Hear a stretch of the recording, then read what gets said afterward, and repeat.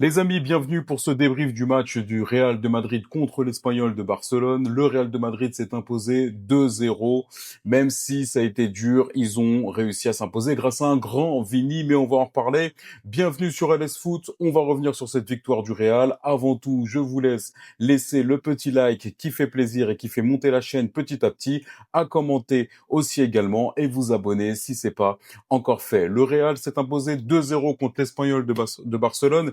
Et il fallait que le Real s'impose puisque le Barça était à 14 points en commençant le match. Le Real a pu revenir à 11 points et continue d'exister mathématiquement avant le Classico qui arrive la semaine prochaine. Le Real de Madrid était sans Mbappé qui est blessé et qui normalement devrait revenir contre le Classico. En tout cas, c'est une attaque Vini, Brahim et emmenée par un Bellingham qu'on a eu sur le début de la rencontre.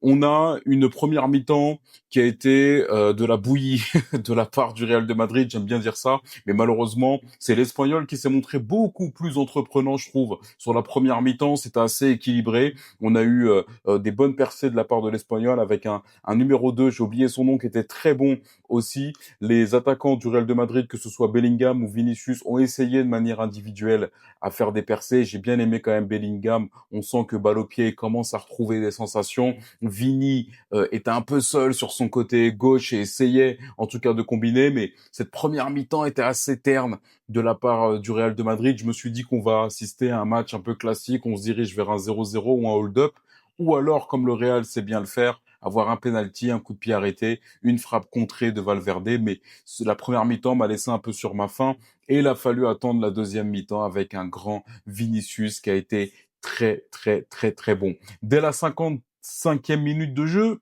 Arbeloa a fait les changements, sachant que j'en ai pas parlé en première mi-temps, il y a eu la blessure de Mendy, donc Fran Garcia était rentré à la place de Mendy, et ça commence à faire beaucoup de blessés. On a dit Mbappé, on a dit Militao aussi qui a saison terminée, on a Carvaral aussi qui est blessé, et donc on a de nouveau Mendy qui enchaîne les blessures, et c'est Fran Garcia qui l'avait remplacé en première mi-temps. Deuxième mi-temps, quasiment à l'heure de jeu, les deux remplacements, il me semble que c'est Gonzalo qui rentre Garcia et Mastontuno, et Gonzalo Garcia va révolutionner, entre guillemets, cette rencontre sans être tonitruant, mais son positionnement en attaque et en point de fixation va permettre au Real de Madrid de enfin trouver des situations offensives à l'image du but de Vinicius qui a été stratosphérique sur la deuxième mi-temps. Il a beaucoup tenté, essayé d'apporter. C'est vraiment le game changer et d'ailleurs il est homme du match. Mais l'appui qu'il trouve sur le premier but avec Gonzalo Garcia qui lui remet, et la remise de Gonzalo Garcia est intéressante. Et j'en avais parlé dans une précédente vidéo que le Real devait chercher soit un troisième attaquant qui soit au niveau de Mbappé et de Vinicius, comme ça au moins ça pouvait équilibrer et les deux n'étaient pas obligés de combiner ensemble ou de jouer ensemble, ou soit avoir un point de fixation et un attaquant qui sait jouer de haut but. Et ça, on l'a vu justement dans ce match de l'Espagnol, puisque Gonzalo, lorsqu'il rentre, est un point de fixation pour Vini. Ça l'aurait été éventuellement pour Mastantuono si Mastantuono avait ce talent de Vini de pouvoir chercher un point d'appui. Mais en tout cas, ce point d'appui est super important au Real de Madrid et il doit vraiment se pencher là-dessus. Et donc Vinicius, sur le premier but, s'appuie sur Garcia, crochette deux défenseurs dans la surface et marque le but. Le deuxième est similaire avec l'appui qui est fait sur Bellingham, et Bellingham qui la remet avec une talonnade incroyable. Et Vinicius peut placer, frappe coup du pied. Et ça fait 2-0 pour le Real, mais deux actions similaires qui nous rappellent l'action que Rodrigo, je sais pas si vous en souvenez, avait fait avec Bellingham. Et Bellingham lui avait remis un peu à l'aveugle. Et Rodrigo avait enroulé dans la lucarne. Donc le Real de Madrid doit s'en remettre à Vinicius, ça c'est sûr, qui brille étonnamment sans Mbappé. Je ne dis pas qu'il jouait moins bien avec Mbappé, mais là c'est un peu flagrant. C'est lui le détonateur. Lorsqu'il est seul, j'ai l'impression qu'il est libéré, qu'il arrive à trouver Bellingham, qu'il arrive à trouver Gonzalo, que ça joue en une touche aussi de balle, que le jeu transite vers lui pour aller essayer de créer des occasions. Ça peut être sur le côté droit aussi, mais Massantuno, je l'ai trouvé pas aussi dangereux et a tendance à revenir un peu trop dans l'axe sans se créer d'occasion. Mais ce point de fixation, pour moi, a tout changé et on a revu justement le Real un peu version 2024 avec Vinicius, Bellingham, notamment dans les offensives. Il n'y avait pas que, il y avait le reste de l'équipe. Alors,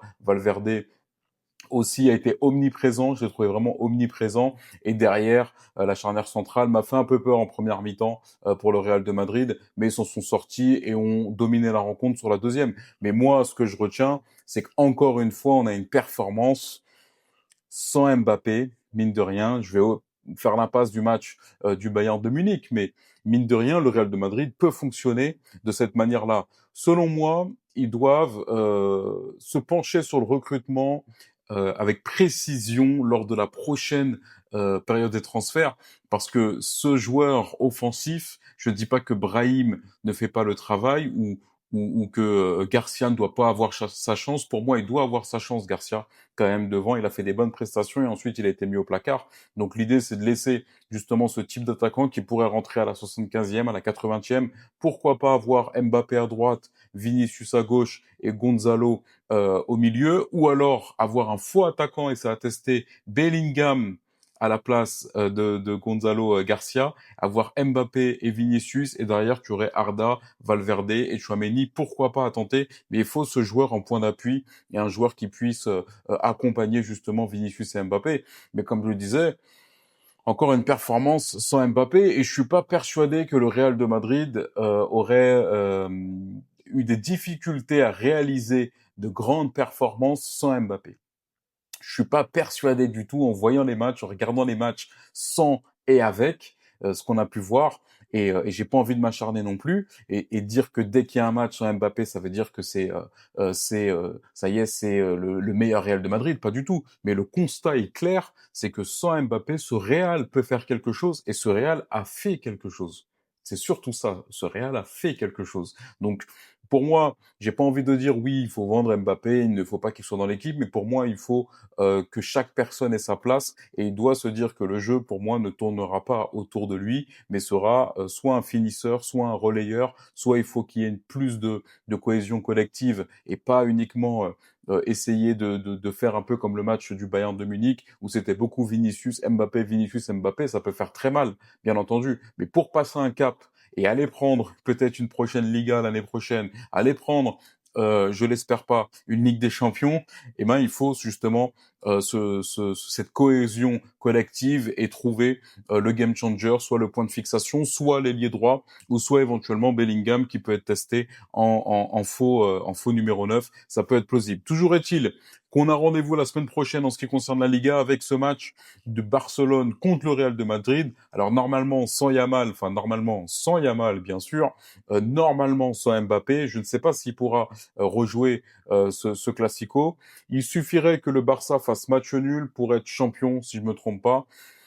Et donc, c'est un match capital pour le Real, ou en tout cas pour maintenir le suspense, même si ce Classico va pas décider du champion entre les deux, va décider si le Barça est champion tout de suite ou le sera après. Il doit rester 4 matchs en Liga pour être champion, mais dès la semaine prochaine, le Barça pourra être champion et le Real de Madrid pourra en tout cas finir avec les honneurs, et notamment pour Arbeloa, qui ne sera pas forcément reconduit l'année prochaine.